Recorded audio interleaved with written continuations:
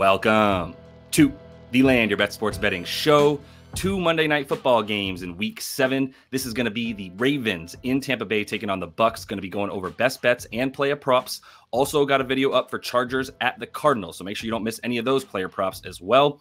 And in both videos, going to be running first touchdown player prop giveaways. So in this video, comment with the first touchdown score for both teams in this Ravens and Tampa Bay matchup. If you get both of them right, you're eligible to win $50. Going to do the same thing in the other video with $50. So if that sounds good to you guys, give the video a like. Let's get right into it. Kicking it off with the Ravens offense, should mention both of these teams in the top 4 in terms of points per game. And the Ravens 5-1 to the over this year. Bucs 4-2 to the over. So very high scoring teams that consistently go over the total that's given to them. This one at about 49.5. Definitely a lean to the over with the offenses being so good. The passing stuff for the Ravens, kicking it off with their offense here. 8th in yards, 3rd in expected points added per play. Number 1 rushing team for sure. Number 2 in rush EPA, but they just continue to just crumble the other team's rush defense. They have like 50 yards more per game than the second team in the Lions in terms of rushing yards. So they are as good, if not even better, to be honest, a little bit than advertised. And for the Bucs on defense, Vita Vea, their big nose tackle, is questionable, seemingly doubtful. He was a late add to the injury report. Plus, it's a hamstring. 2 things you can't really control and just take their time to mend. It's not like you can really control that as well. So if Vita Vea is out, that definitely is going to leave the middle of the run game a bit more open, which leads you to believe Derrick Henry is going to have a good game. And I don't think Vita Vea is going to play in this game. That's definitely where I would lean. What's interesting is they've only given up the 13th most rushing yards for the Bucs, but they're 25th in rush EPA, and they give up a ton of yards to quarterback. So that's something we got to look at here is normally teams would be forced to rush to the outside because Vita Vea is controlling the middle. Without him, you can kind of rush wherever you want against the Bucs. So let's kick it off with Lamar Jackson, get into some Ravens props while we've got this stuff fresh in our mind. If you're looking at rushing or passing, I think it's over for both, to be honest. The Bucs allow the 4th most rushing yards to QBs. Vita Vea is questionable for the Bucs, like we said, looks doubtful. And this really just leads me to go, if he's in, I kind of like Lamar no matter what. If he's out, Derrick Henry's probably a better play for the rush attempts and the rush yards here, as Lamar Jackson's used a lot more on the outside run game, and Derrick Henry goes right down the middle. As we know, Vita Vea is crucial to the middle defense. So, like I said, I really like Lamar regardless in terms of his rushing stuff this game, but I will say if Vita Vea is out, it's a little bit more likely that Henry does most of the rushing. Looking at Derrick Henry, just a quick reminder, if you do want to get every single play I'm making, especially as this NBA season heats up and starts to get going this week, definitely want to head to wap.com. That's where you can get that link. It's in the description of the video and pinned in the comments. Use OctSale for 50% off your first month if you're interested in getting in on this action. Either way, I mean, a touchdown for Derrick Henry seems like as certain as death and taxes at this point. Every game this season, he's got a rushing TD, 130 plus rush yards in 3 of his last 4. So after game 1, where we kind of saw them needing to come back a bit against KC, really good run defense for the Chiefs as well. Ever since then, he's just been going crazy. At least 84 yards in the games after week 1 against the Chiefs. And look, the Tampa Bay defense, really good against running backs down the middle, like we keep saying. 9th fewest rushing yards to the RB, but 4th most to the QB. So we really need to see this Vita Vea news to know which one's a better bet here between Henry and Lamar. I still like the pass game, though, for the Ravens as well. Zay Flowers would be the man to target. That's pretty obvious at this point. Receptions are my favorite go here. 5.5 is plus money, and I really love that all the way down to about even money, if that's at the best number that you can find it at. But his 2 unders of the 4 of the 6 games that he's played were blowout wins against the Bills and the Cowboys. They were up 21-3 against the Bills, 21-6 against the Boys. So it was really about trying to conserve the lead at that point and not really throwing even to guys like Zay Flowers in that one. So his receptions and targets dropped dramatically in both those games. But in the other 4, I mean, he's still at better than about 12 targets per game. And in those 4 overs, especially with over 7 targets in those games per game, as well, or receptions rather, per game. So the fact that this is a matchup against a team that's going to play a ton of cover 3,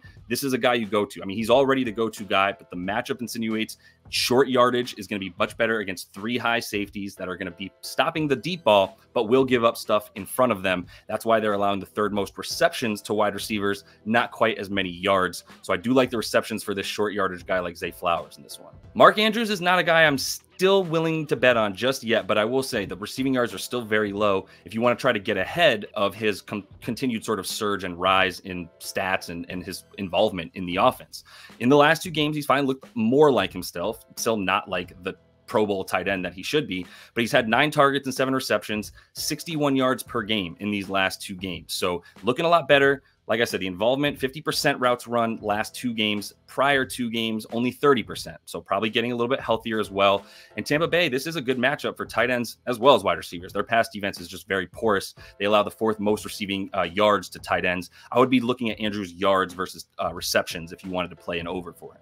Looking at the other side of the ball, we've got to start with how good Tampa Bay's been all over the field, whether passing or running. The offensive line has been really good for this team. It's led to 11th most pass yards, but 7th best EPA, passing EPA with Baker and company, 8th most rush yards, and 5th in rushing EPA. Their offensive line's been really good, 12th in adjusted yards before contact, and they're 2nd in limiting pressure percentage on Baker Mayfield. So he's had time, even though he's done a lot with his legs, he's had a lot of time in the pocket. And obviously that's what you look at, the most glaring thing here with Baltimore. It's been repeated ad nauseum. The 2nd worst team in terms of passing yards, 5th worst pass EPA, but they limit you, fewest rushing yards allowed, and the 4th best rush EPA. So the team like Tampa Bay, who's had a good amount of success running the ball, Rachaad White's not healthy. This is a team you can pass on. I expect them to continue to pass a lot in this one. Would not be looking at the rushing stuff overs for Tampa Bay players. For Baker, I'm eyeing his pass TDs. The yards not too high. They're above 250, but still very doable against this very porous pass defense for the Ravens. He's gotten the over 1.5 TDs, though, in 4 of 6, and Baltimore's allowed at least 2 in the last 3 games. So I do like his numbers coming in. And this is, like I said, the biggest pass funnel in the NFL is the Ravens defense. They do play a ton of cover 4 as well. Cover 4, cover 6. That's what you're going to see a lot from them, a lot of high safety play. And Baker's very good at picking that apart, 5th in points per attempt versus cover 4 defense, which is the majority of the defense you're going to see from the Ravens. And just don't think the run D's or run game rather inside the goal line area is going to be available for this Bucs squad. 9th fewest TDs to the running back does Baltimore allow, and they really tighten up once you get into the red zone. Like I said, I prefer an under for any running back that we actually get props for this Bucs squad. Right now, Rachaad White's questionable, yet he's the only one with prop lines available. So the Bucs clearly don't know what to do between him and Sean Tucker and Bucky Irving.